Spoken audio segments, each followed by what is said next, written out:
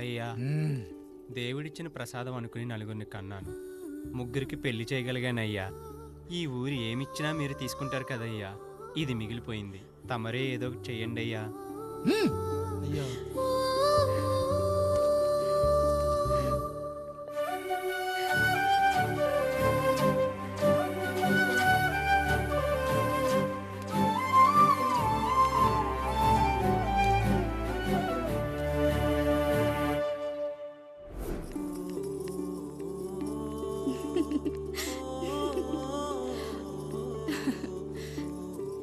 ఈ ఇల్లు, ఆస్తి, ఇంత గొప్ప భర్త, పిల్లలు చాలా ఆనందంగా ఉందండి.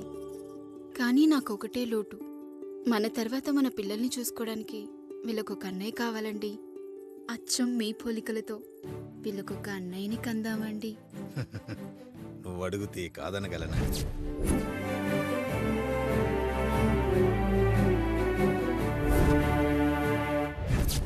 నానా, రాయుడెక్కడా? ఇప్పుడే వస్తున్నాను నాన్న.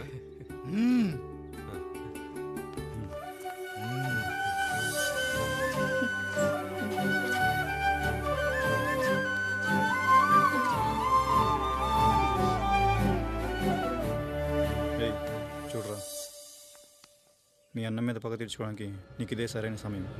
పర్లేదంటావా? ఏం పర్వాలేదు. అయ్యా, ఎరా రంగా, ఏం కావాలో అడగరా. నీకంటూ ఏమి ఇవ్వలేదు, నువ్వు ఏమి అడగలేదు. చెప్పరా.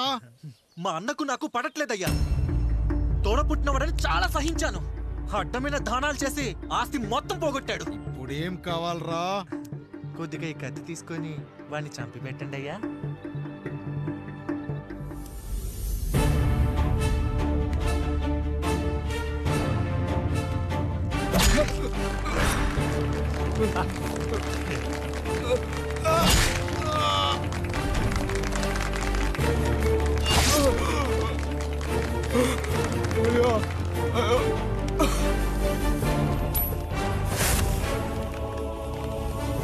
నాయుడు, అన్యాయంగా మా నాన్నని చంపేశావు. గుర్తుంచుకో, ఈ నాయుడి కొడుకు నీ కుటుంబం పాలిట సైనికుడిగా మారబోతున్నాడు. నిన్ను, నీ కొడుకుని, ఆడికి పుట్టబోయే కొడుకుని అందరినీ లేపేస్తా.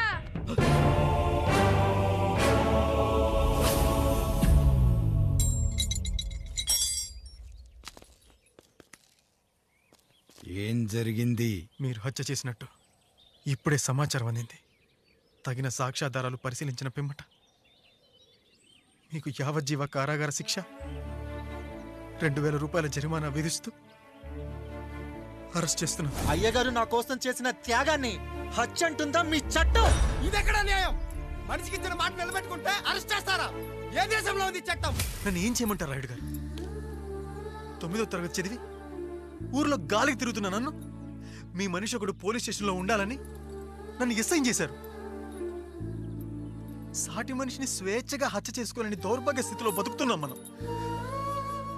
మీరు చేసిన ఈ గొప్ప పనిని అర్థం చేసుకునే సంస్కారం, విజ్ఞత, విజ్ఞానం మాకు లేవు సార్, మాకు లేవు.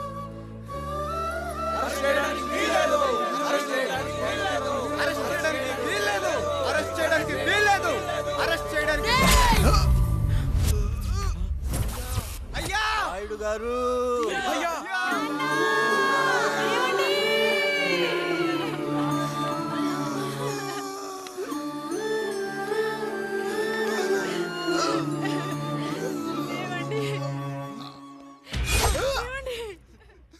నొప్పిగా ఉందిరా.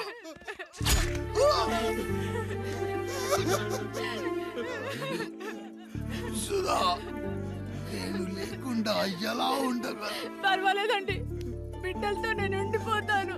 అయ్యో, ఈ పాడు సమాజం నిన్ను మనశ్శాంతిగా బతకనివ్వదు.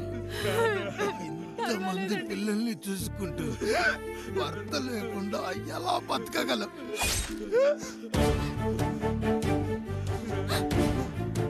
వద్దండి.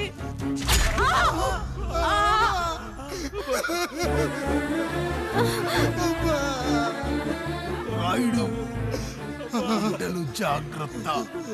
ఈ రోజు నుంచి వీళ్ళంతా నీ తమ్ముళ్ళు, చెల్లెళ్ళు కాదు, నీ బిడ్డలు.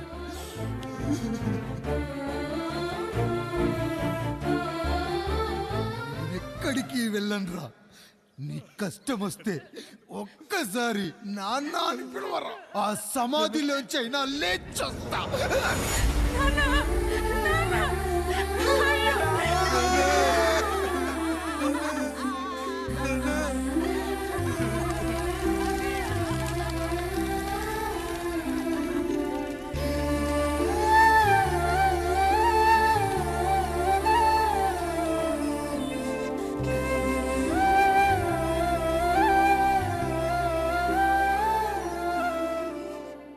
ఇందు మూలంగా 50 మందికి తెలియజేయనిదేమనగా ఊరికి కొత్తగా వచ్చిన యాండ్రాయిడ్ తన తండ్రి పెదరాయుడు అని ఆస్తిలో వాటా పంచమని రచ్చబండిని ఆశ్రయించడం వలన గ్రామ పెద్దలందరూ రేపు 11 గంటలకు రాయుడు గారింటికి రావాల్సిందిగా కోరుచున్నాము.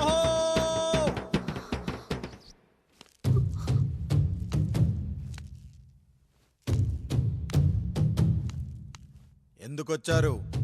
తన తాత పాపారాయుడు గారు ఆస్తి తనకు కూడా కావాలంటూ పంచాయతీలో ఫిర్యాదు చేశాడయ్యా.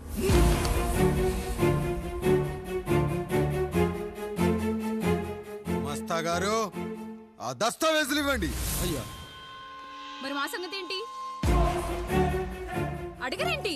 అవునన్నయ్య. ఈరోజు మీ పన్మేష్ కొడుకొచ్చాడు, రేపు ఆ పాలదం కూతురు వస్తుంది. ఇలా వచ్చినోళ్ళంతా మీ సంతానమని తెలిసాక అదిగో ఆ కాముడు చెప్పినట్టు మా ఆయన వాటా కిందో బాత్రూము, నాకో సబ్బు బిల్ల, నా పుట్టబోయే బిడ్డకు ఓ బొట్టు బిల్ల, ఇదే మిగులుతుంది. అయినా ఊరి జనాభా కన్నా అన్నయ్య పిల్లల సంఖ్య ఎక్కువైపోతుంది. వాళ్ళందరూ ఇంటి మీదకి వచ్చే లోపు మా ఆస్తి మాకు ఇచ్చేస్తే మా బతుకులు మేము బతికేస్తాంగా. అవునన్నయ్య, మా ఆస్తి మాకు కావాలంతే. ఎవరిని పట్టుకుని ఏం మాట్లాడుతున్నారయ్యా? గా ఉన్నప్పటి నుంచి ఆయన మిమ్మల్ని సాగుతూ ఉన్నారు. ఈరోజు పెరిగి పండయ్యాక మా దారి మేము చూసుకుంటా ఉండడం న్యాయం కాదయ్యా, న్యాయం కాదు. ఏ ఆయన నీకో కొడుకునిచ్చాడా? వాడి పేరేంటి? ఐఫోనా?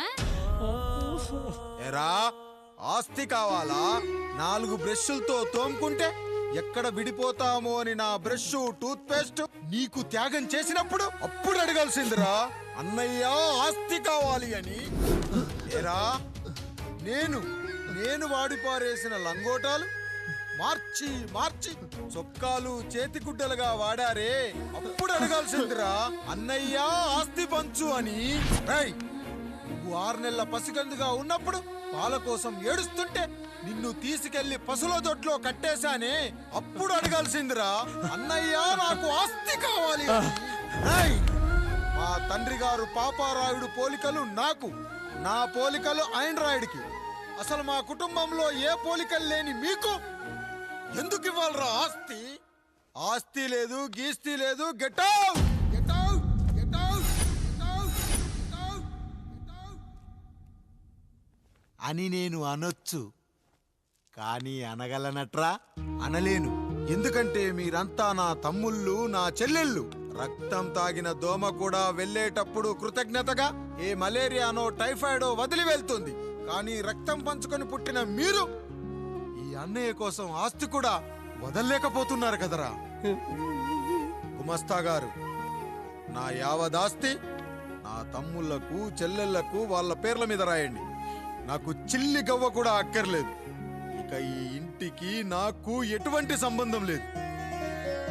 లక్ష్మి, సావిత్రి, మీ చీరలు విప్పేయండి. ఇక్కడికి వచ్చేటప్పుడు ఏ చీరలు కట్టుకున్నారో వెళ్ళేటప్పుడు కూడా అదే చీరలు కట్టుకోండి. వెళ్ళిపోదాం. దస్తావేజులు తీసుకురండి.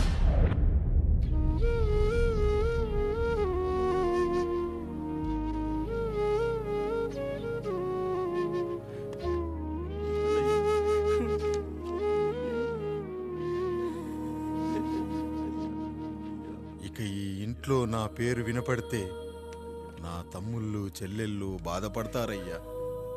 ఈ ఇంట్లోనే కాదు, ఈ దస్తావేజులో కూడా నా పేరు ఉండకూడదు. నేను ఇక్కడ సంతకం పెట్టి వీళ్ళ మనసు నొప్పించలేను. అయ్యా, మొత్తం వదిలేసి మీరెలా బతుకుతారయ్యా? ఎండకు నీడలా, వర్షానికి గొడుగులా నన్ను ఇన్నాళ్ళు కాపాడింది. కష్టాల్లో, సుఖాల్లో నాకు తోడుగా నిలిచింది. నా నిజమైన ఆస్తిని, కుటుంబ గౌరవాన్ని కాపాడింది. ఇదేరా నా ఆస్తి అంతస్తు. ఇది మా నాన్నగారిచ్చిన లంగోట. బంగారం లాంటి తమ్ముళ్ళే లేనప్పుడు నాకు మాత్రం ఈ బట్టలెందుకురా?